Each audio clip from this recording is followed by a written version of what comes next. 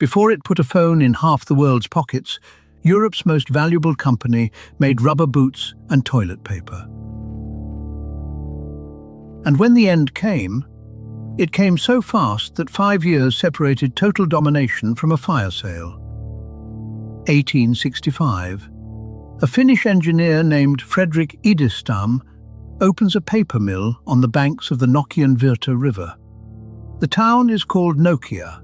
For its first century, the company grinds wood into paper, the internet of its age. Then it becomes whatever Finland needs. Rubber boots for brutal winters, tires, electrical cables, televisions, even toilet paper leaves its factories. This is the company's secret weapon, hiding in plain sight. Nokia has never been attached to any particular product. Remember that trait, the willingness to abandon anything. It built this empire, and one day it will help bury it. In the 1980s, Nokia's leaders see the future in a technology most companies still consider a niche toy: mobile telephones. Finland is vast, frozen, and sparsely populated. A country like that does not want telephone wires. It wants signals through the air. So when Europe builds its new digital mobile standard, called GSM, the Finns are not following the revolution. They are hosting it. July 1st, 1991. The world's first GSM phone call is placed in Finland, carried on Nokia equipment. A former paper mill has just placed itself at the front of the biggest consumer revolution of the 20th century.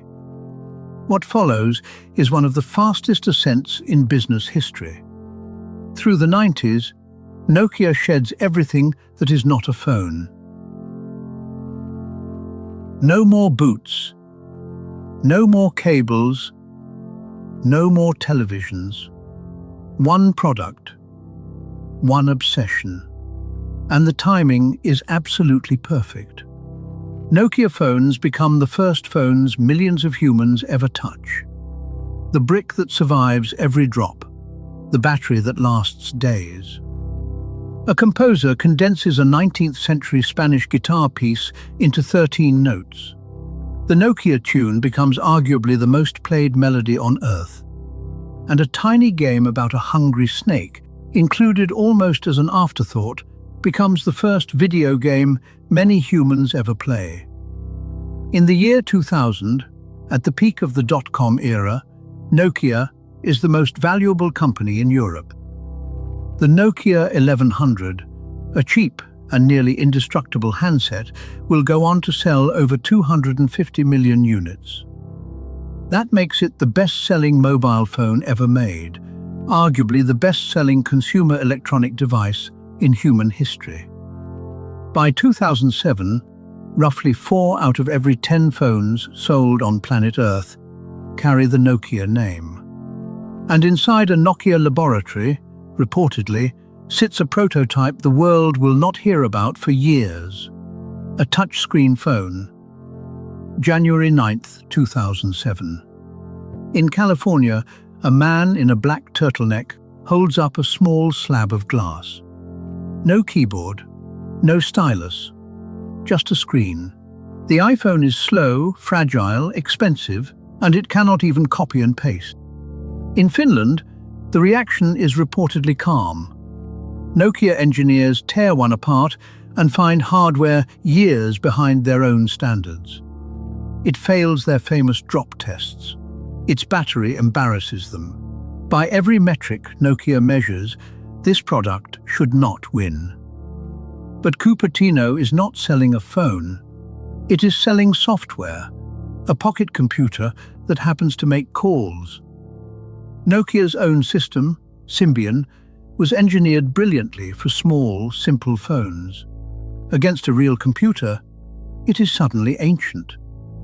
Menus buried inside menus. A different version for every device.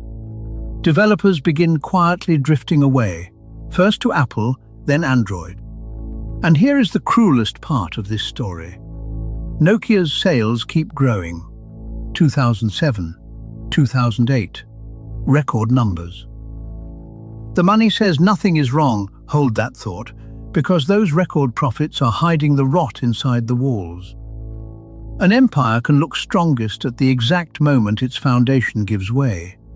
Nokia is about to prove it. 2010. For the first time in its history, Nokia hands the top job to an outsider. Stephen Elop, a Canadian arriving directly from Microsoft. 4 months later, he writes the most famous memo in corporate history. He describes a man on a burning oil platform in the North Sea, flames rising behind him, black freezing water below. Ordinarily, the man would never jump. But the fire changes everything. Nokia, Elop writes, "Is that man?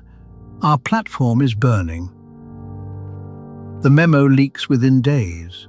The entire world now knows Nokia's own chief executive believes the company is standing in flames. In February 2011, Elop jumps, abandoning Nokia's own software to bet the entire company on Microsoft's Windows Phone.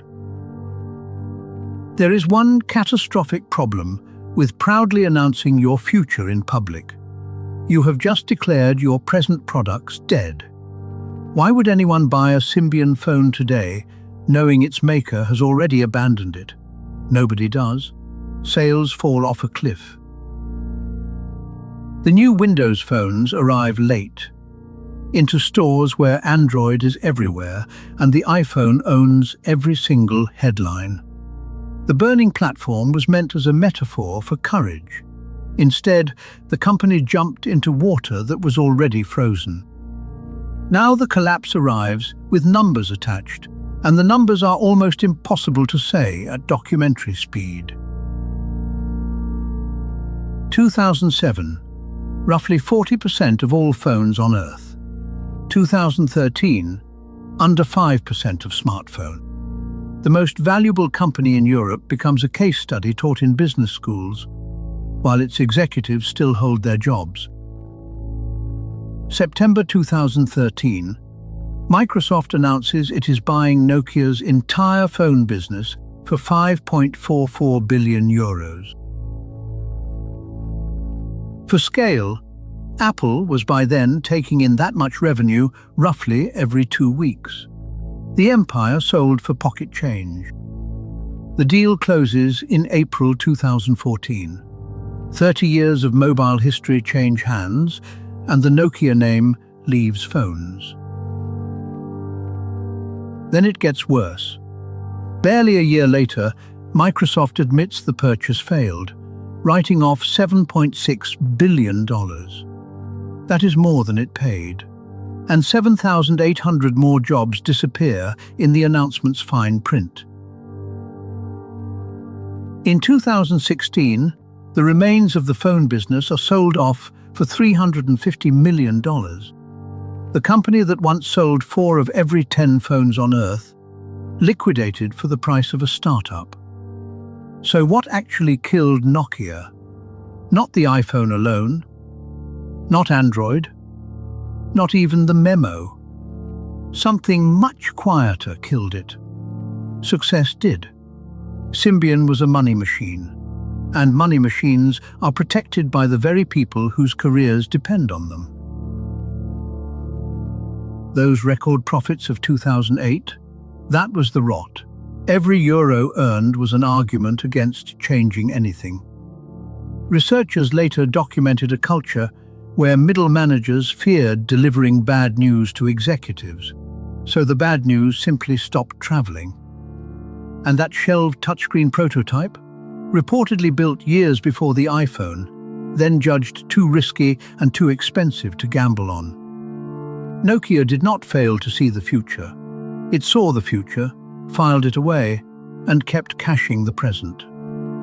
The company that abandoned paper, rubber, and television without a moment of sentiment could not abandon the one product that crowned it.